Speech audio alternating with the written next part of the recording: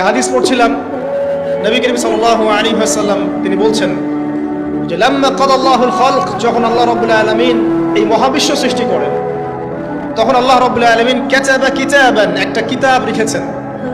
একটা কিতাব আছে আল্লাহর কাছে, কাতাবা কিতাবান ফাহুয়া ইনদাহু ফাওকাল আরশ, যে কিতাবটা আল্লাহর নিজের কাছে আছে আরশের উপরে। সেখানে আল্লাহ পাক লিখে রেখেছেন, কি লিখেছেন? ইন্না রাহমাতি সাবাকাত গদাবি, প্রতিটা ক্ষেত্রেই আমার রহমত, আমার দয়া, আমার করুণা আমার গজবকে পরাজিত করেছে। মানে আল্লাহ রাব্বুল আলামিনের গজব এর উপরে আল্লাহ পাকের রহমত অবস্থান করছে। জীবনের কোনো ক্ষেত্রে হতাশ হওয়ার কোনো সুযোগ নেই। আজকে পারিবারিক ভাঙন বলেন, ব্যক্তি পর্যায়ের আত্মিক ধ্বংসই বলেন, সমাজের বিপর্যয় বলেন, যাই বলেন, পিছনে একটা বড় কারণ আছে।